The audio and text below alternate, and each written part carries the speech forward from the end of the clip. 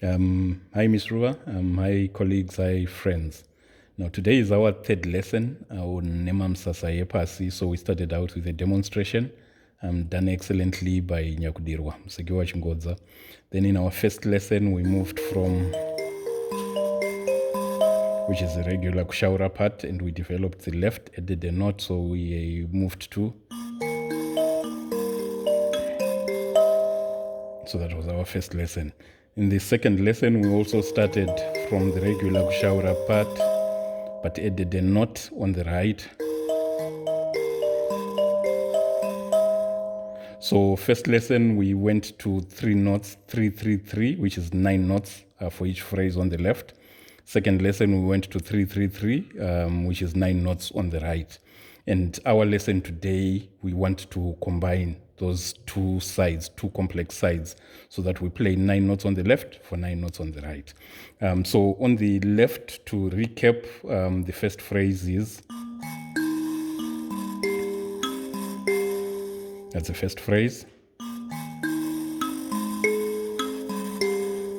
Second phrase. Third phrase. Fourth phrase. And then you play that continuously. And then on the right, first phrase. First phrase. Second phrase. Third phrase. Last phrase. So the way we combine is the left and the right is we go. So this is easy. You can call it together. We're playing the left and right together. So together, left, right. So together, left, right.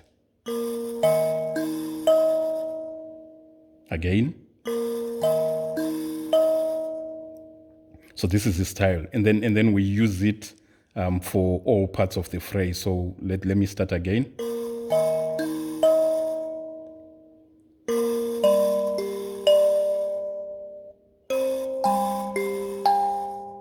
So this is the first phrase. Let me do it again.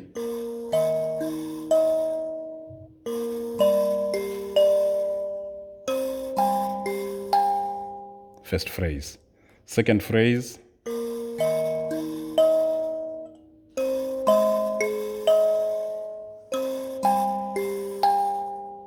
Again.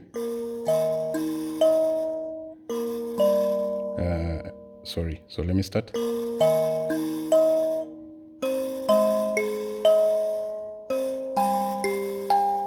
So that's the second phrase. Third phrase.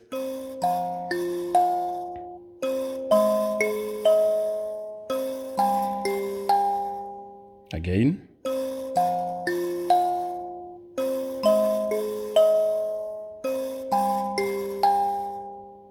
The last phrase.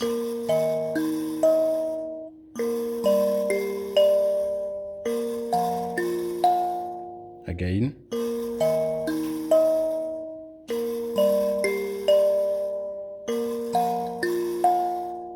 And so without gaps within the phrases.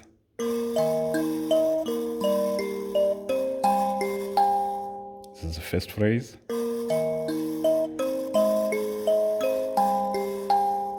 Second phrase.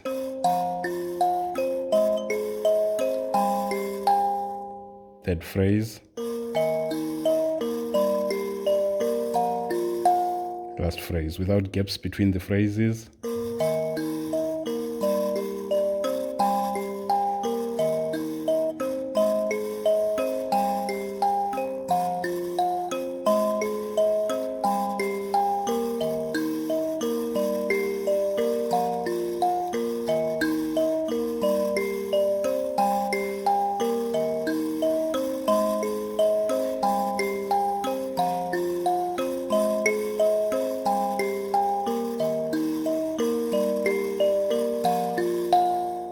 So this is it.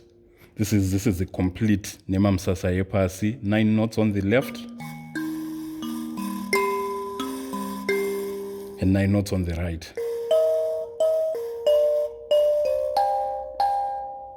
And compared to 6 notes, which is the regular kushaura, this is a more complex version. So the additional things that you can do are the higher netetes, and then you can also do some variations on the left. But it is important to be able to move from the regular kushaura to the Nhemamusasa yePasi and back. And let me do that. So I'll start with the regular kushaura.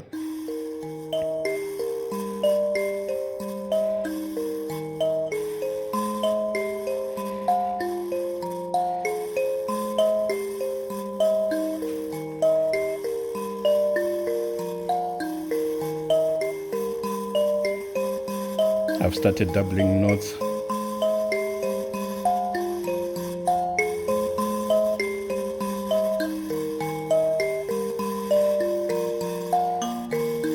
An alternative note on the left.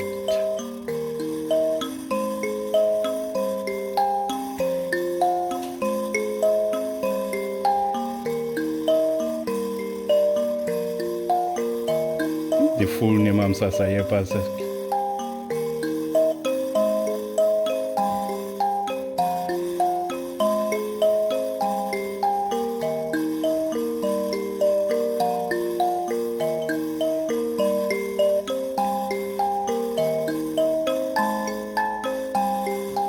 Higher netete.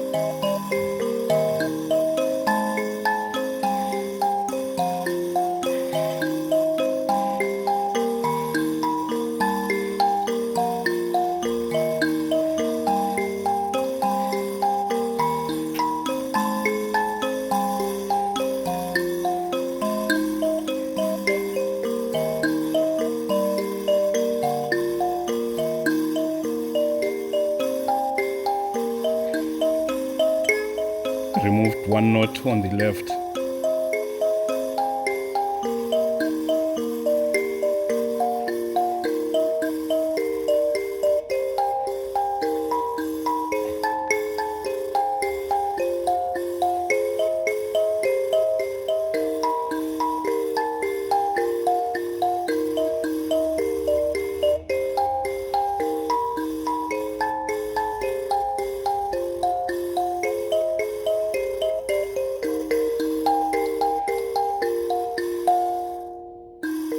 And then you can go back to the basic kushaura on the top.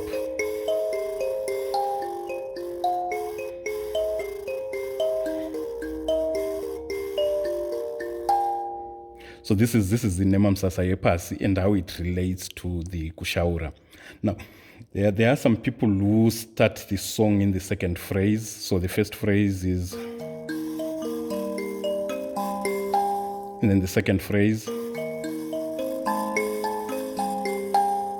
So there are some people who start the song here.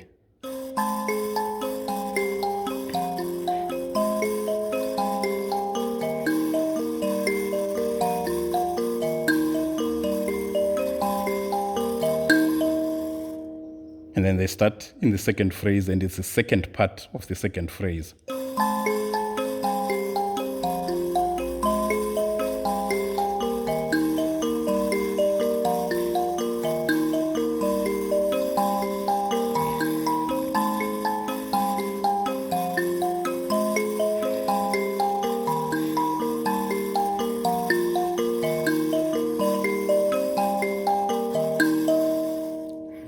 So it's the same song. Starting here may direct the listener to hear the song slightly differently, but I think the important thing is for you to realize that that it is the same song. So we could go back now to the naming. Now I indicated that Nhemamusasa yePasi is a more complex way of playing the regular Nhemamusasa, and that explanation is clear.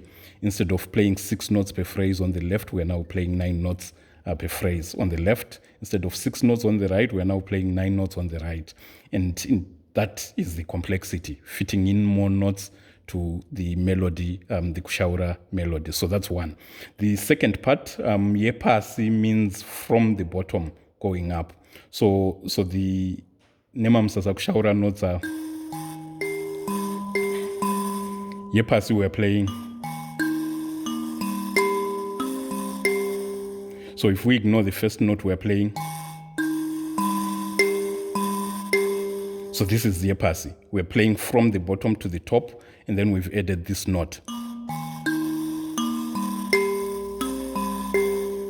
So this is one explanation of yePasi, meaning all the notes are being played. And this is important because there are other songs where you'll find variations, Karigamombe yePasi, or Bukatiende yePasi, and essentially these are ways of playing the songs, but concentrating or starting from the bottom notes, going up.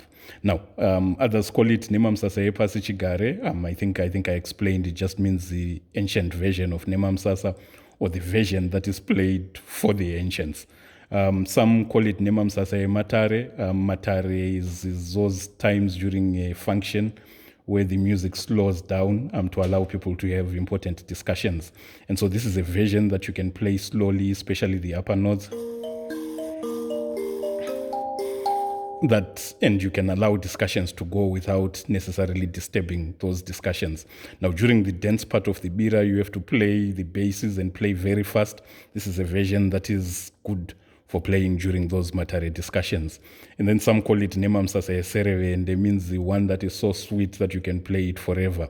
And I think you can play it slowly and then play it for a very long time, doing many variations, going to the top, going to the bottom, adding the netetes. But this is just coming back to the names of the song. Now we started out with Pfumvuparuzeva.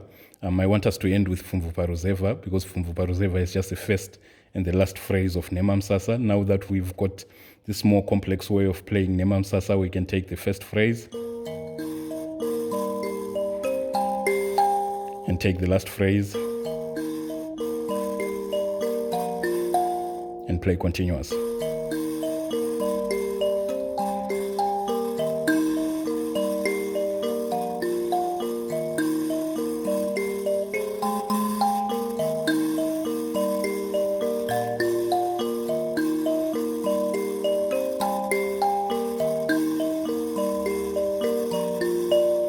So you can use this richer way of playing Nhemamusasa to enrich how you play Pfumvuparuzeva. Now, this is a very important point because what we are learning are patterns, styles, ways of increasing complexity. We started out, we learned how to add a note on the left, we learned how to add a note on the right, and we are using now this to enrich Pfumvuparuzeva.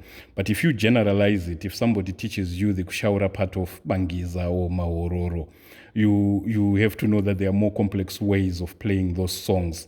And what we've learned, the way of adding a note on the left is applicable to those songs so that you can play a more complex version of Bangiza, mitatu in threes. And you can also play a more complex version of Maororo. And this is a general lesson from this. But for now, we now know what Nhemamusasa yePasi is. We know how to add a note on the left. We know how to add a note on the right. We know how to play the complex notes together, and we can generalize it to other songs. This is it for today. Thank you.